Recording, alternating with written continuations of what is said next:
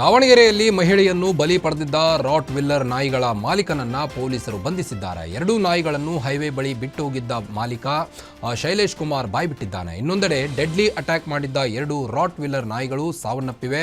ಅನಿತಾ ಎಂಬ ಮಹಿಳೆ ಸಾವಿನ ಬಳಿಕ ರೊಚ್ಚಿಗೆದ್ದಿದ್ದ ಗ್ರಾಮಸ್ಥರು ರಕ್ಕಸ ನಾಯಿಗಳನ್ನು ಹೊಡೆದು ಹಗ್ಗದಿಂದ ಎಳೆದೊಯ್ದಿದ್ರು. ಬಳಿಕ ನಾಯಿಗಳನ್ನು ಎಬ್ಬಿಸಿ ಕೇಂದ್ರಕ್ಕೆ ಶಿಫ್ಟ್ ಮಾಡಲಾಗಿತ್ತು. ತೀವ್ರವಾಗಿ ಗಾಯಗೊಂಡಿದ್ದ ಎರಡು ರಾಟ್ ವಿಲ್ಲರ್ ನಾಯಿಗಳು ಇಂದು ಸಾವನ್ನಪ್ಪಿವೆ.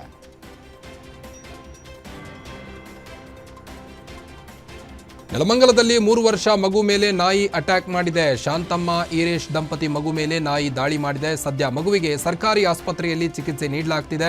ನೆಲಮಂಗಲ ಸುತ್ತಮುತ್ತ 70,000 ಬೀದಿ ನಾಯಿಗಳು ಇರುವ ಮಾಹಿತಿ ಇದ್ದು ಅಲ್ಲಿರುವ ಜನರು ನಾಯಿಗಳ ದಾಳಿಗೆ ಆತಂಕಗೊಂಡಿದ್ದಾರೆ. ಮಾಂಸದ ರುಚಿಗೆ ಬಿದ್ದು ಮಕ್ಕಳ ಮೇಲೆ ದಾಳಿ ಮಾಡ್ತಿವೆ ಎಂದು ನೆಲಮಂಗಲದ ನಗರಸಭೆ ಅಧಿಕಾರಿಗಳ ವಿರುದ್ಧ ಆಕ್ರೋಶವನ್ನು ಹೊರಹಾಕಿದರು.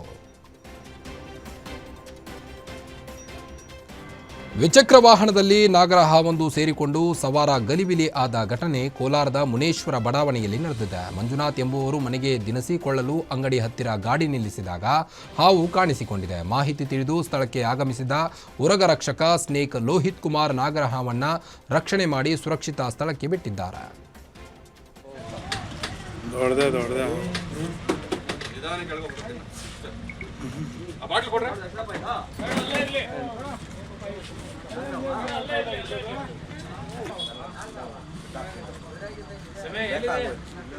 ಬೇಡ ಯಾರು ಬೇಡ ಇಲ್ಲ ಅಣ್ಣ ನನಗೆ ಯಾರು ಬೇಡ ಅಣ್ಣ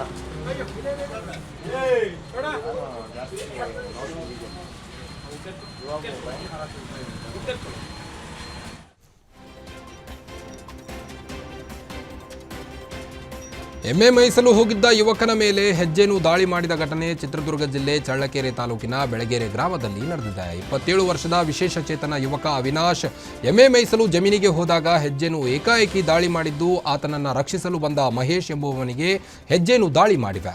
ಗಾಯಾಳುಗಳಿಗೆ ಚಳ್ಳಕೆರೆ ತಾಲೂಕು ಆಸ್ಪತ್ರೆಯಲ್ಲಿ ಚಿಕಿತ್ಸೆ ದಾಖಲಿಸಲಾಗಿದೆ.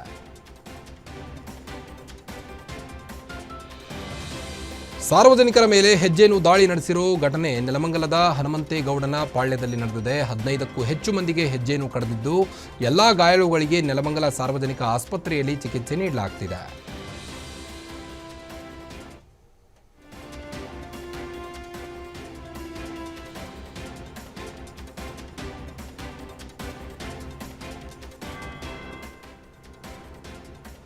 ಅಕ್ರಮವಾಗಿ ಅನ್ನಭಾಗ್ಯ ಅಕ್ಕಿ ಸಾಗಾಟ ಮಾಡುತ್ತಿದ್ದ ಲಾರಿಯನ್ನು ಕಲಬುರಗಿ ವಿಶ್ವವಿದ್ಯಾಲಯ ಪೊಲೀಸರು ವಶಕ್ಕೆ ಪಡೆದುಕೊಂಡಿದ್ದಾರೆ. ಯಾದಗಿರಿಯಿಂದ ಮಹಾರಾಷ್ಟ್ರಕ್ಕೆ ಸಾಗಿಸುತ್ತಿದ್ದ ಬರೋಬ್ಬರಿ 8,51,000 ಮೌಲ್ಯದ ಅನ್ನಭಾಗ್ಯ ಅಕ್ಕಿಯನ್ನ ಪೊಲೀಸರು ಸೀಸ್ ಮಾಡಿದ್ದಾರೆ. ಹುಮನಾಬಾದ್ ಮೂಲದ ಜಾಕಿರ್ ಚಿದ್ರಿ ಎನ್ನುವವರಿಗೆ ಸೇರಿದ್ದ ಅಕ್ರಮ ಅಕ್ಕಿ ಲೋಡ್ ಸಾಗಿಸುತ್ತಿದ್ದ ಲಾರಿ ಚಾಲಕ ರಾಜುನನ್ನ ಬಂಧಿಸಿದ್ದಾರೆ.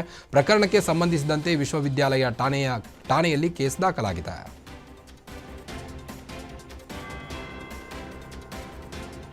ಶಾಸಕ ಎನ್ಎಚ್ ಕೋನ್ ರೆಡ್ಡಿ ಮಗನ ಮದುವೆ ಕಾರ್ಯಕ್ರಮದಲ್ಲಿ ಇಂದು CM Siddaramaiah, DCM DK Shivakumar ಭಾಗಿಯಾಗಿ ಶುಭ ಕೋರಿದರು. ನವಲಗುಂದದಲ್ಲಿ ನಡೆದ ಈ ಕಾರ್ಯಕ್ರಮದಲ್ಲಿ ಸಚಿವರು, ಶಾಸಕರು ಭಾಗಿಯಾಗಿದ್ದರು. ಇಲ್ಲಿ ಮಾತನಾಡಿದ ಡಿಕೆಶಿ, ಇದೊಂದು ಐತಿಹಾಸಿಕ ಕಾರ್ಯಕ್ರಮ. ಕೋನ್ ರೆಡ್ಡಿ ಯಾವಾಗಲೂ ಸಹ ಬಡವರ ಬಗ್ಗೆ, ರೈತರ ಬಗ್ಗೆ ಹೋರಾಟ ಮಾಡಿದ ನಾಯಕರು. ಉಳಿಪೆಟ್ಟು ಬೀಳದೆ ಯಾವ ಕಲ್ಲು ಶಿಲೆಯಾಗಲು ಸಾಧ್ಯವಿಲ್ಲ ಎಂದರು.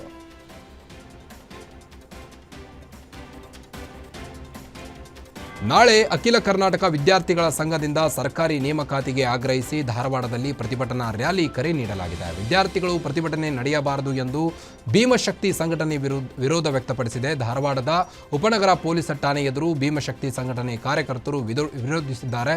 ವಿದ್ಯಾರ್ಥಿಗಳ ಪ್ರತಿಭಟನೆಯಿಂದ ಈ ಹಿಂದೆ ಅವಘಡಗಳು ಸಂಭವಿಸಿವೆ. ಹೀಗಾಗಿ ಭೀಮಶಕ್ತಿ ಹಾಗೂ ಜಯ ಕರ್ನಾಟಕ ಸಂಘಟನೆಗಳು ವಿರೋಧ ವ್ಯಕ್ತ ಮಾಡಿದ್ದು ವಿದ್ಯಾರ್ಥಿಗಳು ಪ್ರತಿಭಟನೆಗೆ ವಿರೋಧ ವ್ಯಕ್ತಪಡಿಸಿದ್ದಾರೆ.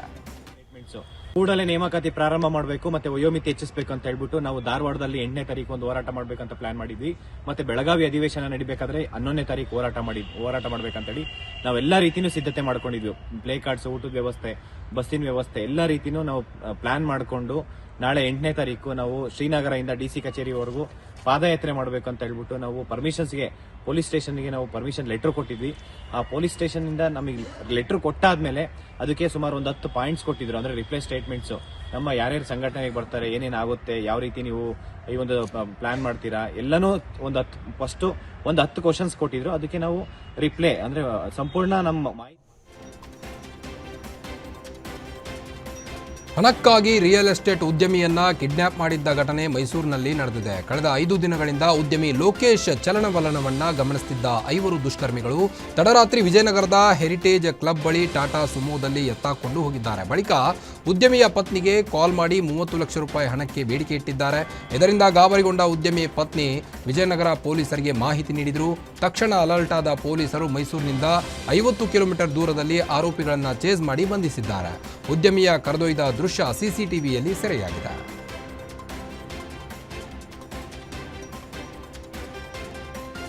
ಚಾಲಕನ ನಿಯಂತ್ರಣ ತಪ್ಪಿ ಕೆರೆಗೆ ಕಾರು ಉರುಳಿರುವ ಘಟನೆ ಶಿವಮೊಗ್ಗ ಜಿಲ್ಲೆಯ ಹೊಸನಗರದ ಬಳಿ ನಡೆದಿದೆ. ಹಾಸನದಿಂದ ಕೊಲ್ಲೂರಿಗೆ ತೆರಳುತ್ತಿದ್ದ ವೇಳೆ ಅವಘಡ ಸಂಭವಿಸಿದ್ದು, ಕಾರ್ನಲ್ಲಿ ಚಾಲಕ ಸೇರಿ 3 ಪ್ರಯಾಣಿಸುತ್ತಿದ್ದು, ಅದೃಷ್ಟವಶಾತ್ ಯಾವುದೇ ಪ್ರಾಣಾಪಾಯ ಸಂಭವಿಸಿಲ್ಲ. ಕಾರು ಕೆರೆಗೆ ಉರುಳುತ್ತಿದ್ದಂತೆ ಸ್ಥಳೀಯರು ತಕ್ಷಣ ಸಹಾಯಕ್ಕೆ ಧಾವಿಸಿ ನೀರಿನಲ್ಲಿ ಮುಳುಗುವವರನ್ನು ರಕ್ಷಿಸಿದ್ದಾರೆ. ರಿಪ್ಪನ್ಪೇಟೆ ಪೊಲೀಸ್ ಠಾಣಾ ವ್ಯಾಪ್ತಿಯಲ್ಲಿ ಘಟನೆ ಸಂಭವಿಸಿದೆ. ಚಾಲಕನ ಆಯ ತಪ್ಪಿ ಕಾರೊಂದು ಹಳ್ಳಕ್ಕೆ ಉರುಳಿ ಪಲ್ಟಿಯಾದ ಪರಿಣಾಮ ಸ್ಥಳದಲ್ಲಿ 3 ಸಾವನ್ನಪ್ಪಿರುವ ಘಟನೆ ಮಂಡ್ಯ ಜಿಲ್ಲೆಯ ನಾಗಮಂಗಲದ ನಾಗತಿಹಳ್ಳಿ ಬಳಿ ನಡೆದಿದೆ. ಬೆಂಗಳೂರಿನಿಂದ ಚಿಕ್ಕಮಗಳೂರಿಗೆ ತೆರಳುತ್ತಿದ್ದ ಕಾರ್ನಲ್ಲಿದ್ದ 62 ವರ್ಷದ ಚಂದ್ರೇಗೌಡ, 57 ವರ್ಷದ ಸರೋಜಾ ಮತ್ತು 70 ವರ್ಷದ ಜಯಮ್ಮ ಎನ್ನುವವರು ಮೃತಪಟ್ಟಿದ್ದಾರೆ. ಅಪಘಾತದ ರಭಸಕ್ಕೆ ಕಾರು ಸಂಪೂರ್ಣ ನಜ್ಜುಗುಜ್ಜಾಗಿದೆ. ಮೃತದೇಹಗಳನ್ನು ಬಿಜಿಎಸ್ ಆಸ್ಪತ್ರೆಯ ಶವಾಗಾರಕ್ಕೆ ರವಾನಿಸಲಾಗಿದ್ದು, ಬಿಂಡಿಗನವೇಲೆ ಪೊಲೀಸ್ ಠಾಣಾ ವ್ಯಾಪ್ತಿಯಲ್ಲಿ ಪ್ರಕರಣ ದಾಖಲಾಗಿದೆ.